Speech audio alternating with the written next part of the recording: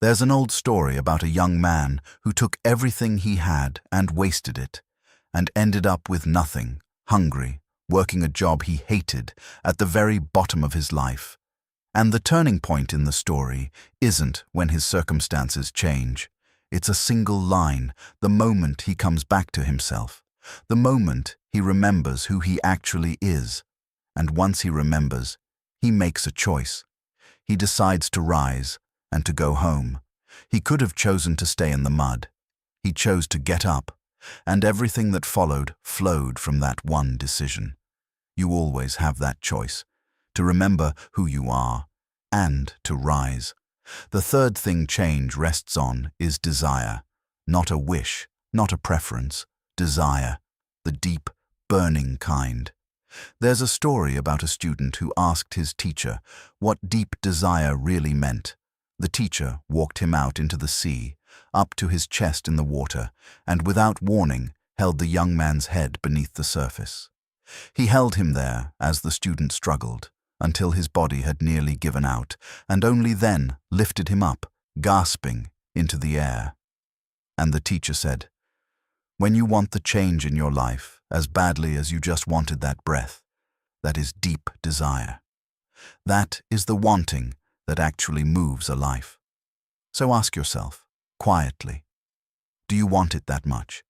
Because if the desire is real enough, if it burns hot enough, then nothing and no one will be able to stop you. Faith gives you the belief, choice sets the direction, and desire is the fire that carries you the whole way. Now, if it's really this simple, why doesn't everyone change? Why do so many people know exactly what they need to do and still never do it? The answer is one word: fear. And it helps to see fear for what it usually is. So much of the fear that stops us is false evidence, appearing real. A story we've told ourselves so many times it started to look like a fact. 3 fears, especially, keep people frozen. The first is the fear of change itself, the fear of the unknown. People say they want a different life while quietly doing everything they can to keep everything exactly as it is, because at least the familiar is safe. You move through this one with faith, by trusting that you can meet whatever the new life brings. The second is the fear of criticism. This one is quiet and corrosive. The fear of what others will say robs you of your nerve and smothers your imagination before it can breathe. And the way through it is discernment. Not all criticism is equal. When it comes from someone who has actually done the thing you're attempting, someone who cares about you, then listen closely and adjust. But when it comes from someone who has never tried, someone speaking out of their own frustration, let it pass through you and keep walking. Notice this: no one ever built a monument to a critic. The monuments are for the ones who dared to do the thing. And the third is the fear of failure. This is the fear that keeps you from ever beginning, and it usually wears the mask of not yet. It's too soon, it's too late, the timing isn't right. But hear this: to fail at something means you were trying. Failure is only a rehearsal for success. Think of the inventor who was asked how he kept going after thousands of failed attempts, and who answered that he hadn't failed at all. He had simply discovered thousands of ways that would not work, each one bringing him closer to the way that would. Your attitude toward failure quietly decides your capacity for success. Anyone who has never failed at anything has almost certainly never truly succeeded at anything either. So this is the second law. Your life can change the moment your thinking changes. It asks 3 things of you: the faith to believe it's possible, the choice to pursue it, and the desire strong enough to carry you through the fear. Where there is no vision, a person slowly withers, not dramatically, quietly. A life without a clear sense of where it's headed drifts and settles and loses its flavor. So this third law is about the destination, about seeing in vivid detail the life you actually want to live. And here the word see matters. Your vision cannot be a vague wish, a soft blur of, "I'd like things to be better." It has to be crystal clear in your mind, detailed enough that you can almost reach out and touch it. You should be able to sense how that life looks, how it sounds, how it feels to live inside of it. Because when you make your vision that real, that alive in your senses, you charge it with feeling. And feeling, as you learned in the first law, is what pulls a thing into being. The law of vision has two sides to it. The first is specificity. The second is imagination. Let's begin with specificity, with getting clear. There's an old instruction. Write the vision down and make it plain. Write it so clearly that anyone reading it could understand exactly where you're going, because a target you can actually see is far easier to hit than one you can only vaguely feel is out there somewhere. And the way you make a vision specific is through goals. A goal is simply a stepping stone, one clear, reachable place along the path toward the larger vision. You define the life you want, and then you lay down the specific stones that will carry you there. And there's a gift hidden inside this. Every time you set a goal and actually reach it, you prove something to yourself. You show yourself with evidence that you are capable. And each time you do, your confidence grows a little stronger, and a stronger confidence lets you reach for harder things. It builds on itself. So become someone who lives by goals, not by pressure, but by direction. Goals come in three ranges. There are the immediate ones, the near stones, the things you can accomplish soon, within days or weeks or a few short months. There are the intermediate ones, the mid-distance goals that take real planning and usually require you to complete a whole series of smaller steps first. And there are the long-range ones, the goals tied to your life's work, the ones that may take years, sometimes a lifetime, and that give the whole journey its meaning. The small stones lead to the middle stones lead to the far horizon. That's how a life gets built, one reachable step at a time. Now, a goal isn't just a wish written down. A strong goal has certain qualities, and it's worth knowing them. A good goal is written down, committed to, and shared with the right person. Writing it makes it real and forces it to become clear. Committing to it means deciding that nothing will stop you. And sharing it, carefully, only with someone who genuinely wants you to win, never with those who'll quietly root against you, gives you both encouragement and accountability. A good goal is realistic, not small, but honest about where you're starting from. No goal is impossible, but some are simply unrealistic for this exact moment, and choosing those is a quiet way of setting yourself up to fail. A good goal is flexible. As you move toward it, life will throw things in your path you couldn't have predicted. When that happens, you don't abandon the goal. You adjust the route. You bend without breaking. Chapter 8. The Law of Value. There is an old warning about pearls. Do not cast them before swine, because the swine cannot see what a pearl is. They'll trample it into the mud, and then turn on the one who offered it. It sounds harsh, but it is one of the most protective truths you will ever learn. Because you have things inside you that are worth more than money. Your time, your thoughts, your energy, your care. And most people spend the whole of their lives handing these treasures to people, places, and pursuits that were never worthy of them. Then they wonder why they feel empty. This is the law of value. And it asks you a single, ruthless question over and over for the rest of your life. Is this worthy of me? Let's slow down and look at what you're actually spending. The first thing is your time. Your time is the one asset you can never earn back. Money lost can be regained. A reputation can be rebuilt. But an hour spent is gone forever, and no power on earth can return it to you.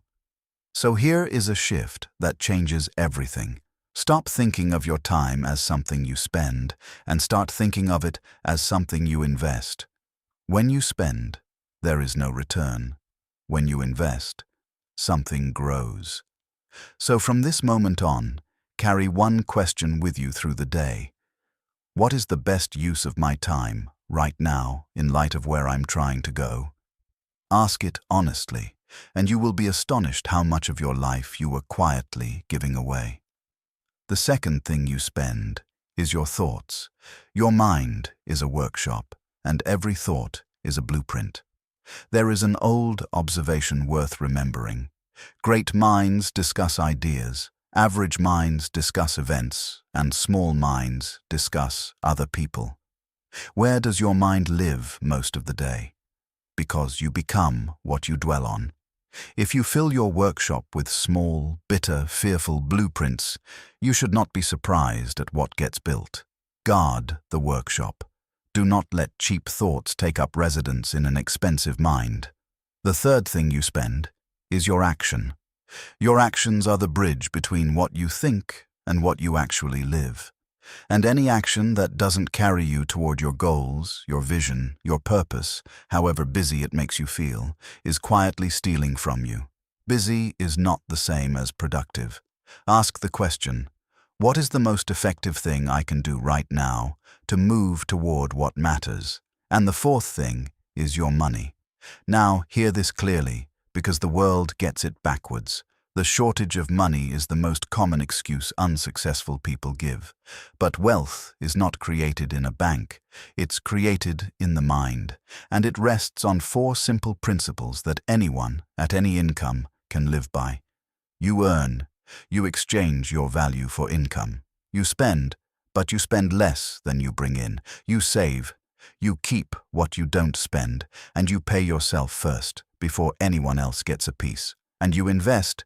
You put a portion of your savings to work so that it grows on its own, even while you sleep. Spend less than you earn. Save what you don't spend. Invest a portion of what you save.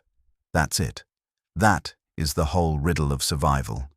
And solving it means reaching the point where the fruits of your past labor can carry you, so that you're no longer living paycheck to paycheck, no longer bound, no longer forced to hand your hours to things beneath you just to eat. Because that is what this law is really protecting, your freedom. As long as you're casting your pearls before swine, your time, your mind, your energy, your money, you stay dependent. And a dependent person cannot answer to no one. They answer to whatever they need. So audit your life. Look honestly at where your treasures are going and take them back from everything that isn't worthy of you. Your time is precious. Your mind is precious. You are precious. Invest yourself accordingly. You answer to no one. Chapter 9. The Law of Relationships. No one builds a life alone. You can be the most disciplined person in the world. You can master your thoughts, command your words, hold a crystal clear vision. But every single step of the journey you're on will pass through other people. And the quality of those connections will quietly decide how far you go. This is the law of relationships. There are 4 relationships that make up your entire life, and they stack in a particular order, because each one rests on the one before it.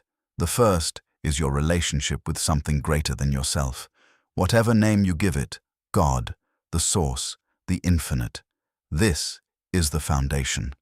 And notice, it isn't meant to live only in your head as an idea. A belief you hold in your thoughts but never feel in your heart is out of balance.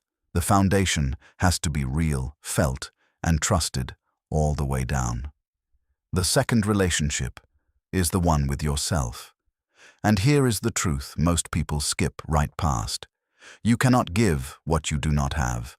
You cannot pour love or respect or value into another person if the vessel inside you is empty.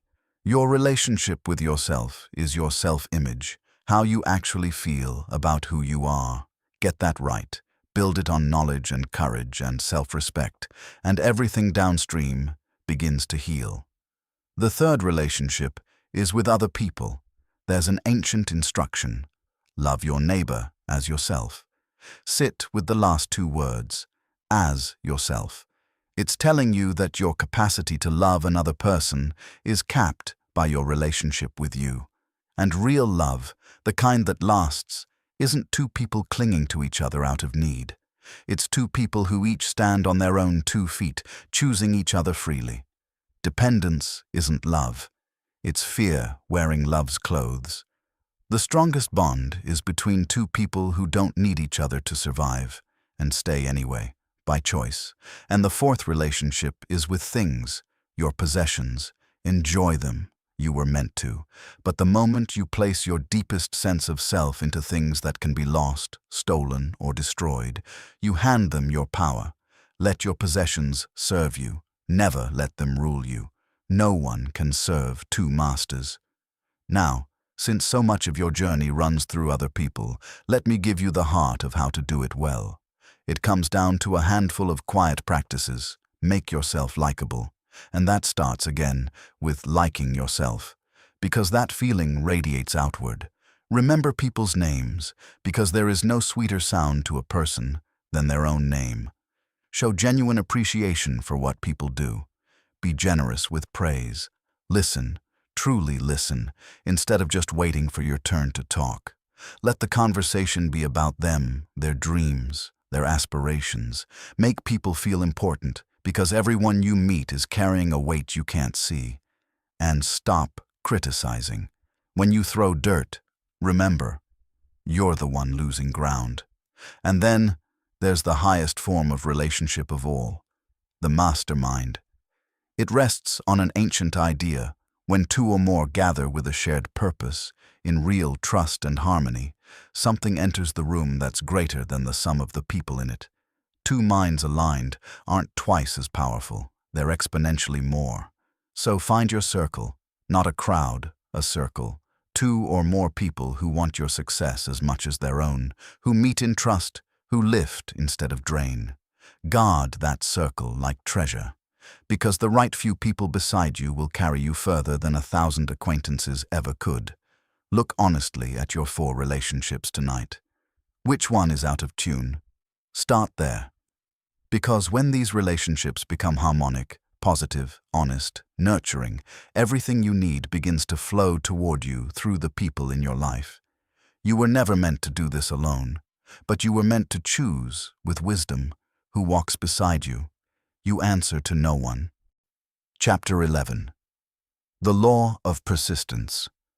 Ask, and it will be given. Seek, and you will find. Knock, and the door will open. But notice what every one of those words is. Ask, seek, knock. They are not things you do once. They are things you keep doing. And that is the entire secret of this 11th law, the law of persistence and results. It says something almost embarrassingly simple. If you persist in doing the right things, you will get the right results. Persistence is the one trait that nearly every successful person who has ever lived holds in common. Not talent, not luck, not a head start. Persistence. It is the sustained effort that slowly builds faith in your own ability to finish what you begin. In fact, your persistence is a measure of your faith in yourself. The more relentlessly you pursue an outcome, the more you're declaring, with your actions, not your words, that you believe you can reach it. But I have to give you a warning, because persistence has a shadow side. Persistence alone is not the answer. Some people are more persistent in pursuing failure than success, hammering away at the same broken method year after year, calling it determination. So we have to correct the old saying, if at first you don't succeed, try again, is incomplete. Try again, yes, but try again in a different and better way. Don't be stubborn in the wrong direction. Be relentless in finding the right one. Now, at the core of your persistence is something ancient and powerful, and it lives in 2 small phrases. I am, and I will. I am is your declaration that you exist, that you're real, that you're here. And I will is the force of your determination to act, the life force in you, expressing itself as pure intention. Your will is what lets you keep going when every appearance says you should stop. When you get into a tight place, when everything seems to turn against you, when it feels like you can't hold on one more minute, Understand that this is very often the exact moment before the tide turns. The ones who quit almost always quit there, one step from the thing they wanted. So, why do people give up? 3 obstacles, and you need to know all 3 by name. The first is the fear of criticism. It's quiet and it's corrosive. It drains your nerve and smothers your creativity. But here's the reframe that sets you free. Most criticism comes from people who never tried, speaking out of their own envy or frustration. As long as you're being criticized, you're probably doing something right. The critics don't get monuments. The ones who dared do. The second is the fear of failure. This one keeps people from ever beginning. But failure is proof that you tried. Every failure carries a lesson, and if you refuse to quit, you literally fail your way forward. Each wrong turn narrowing the path to the right one. And the third, the number one cause of failure of them all, is procrastination, the thief of time. Because everything that has ever happened now. Nothing gets done tomorrow. Tomorrow is already being decided by what you do or don't do today. Persistence is built through continuous action. Procrastination is built through continuous inaction. They are simply 2 habits, and you get to choose which one you feed. So feed the right one. Get a clear, burning vision and let it become the fire under your will. Break that vision into specific goals and make those goals the targets you aim your persistence at. Build a definite plan of daily action and don't stop too soon. Surround yourself with people who push you forward. Decide, once and for all, that failure is a pause and not a destination. Stop wishing your life away. Trade your wishbone for a backbone. And then, above everything else, do it now. Take immediate action, because it was never the size of you in the fight that mattered. It was always the size of the fight in you. A winner never quits. A quitter never wins. When you reach the end of your rope, tie a knot and hang on. You answer to no one.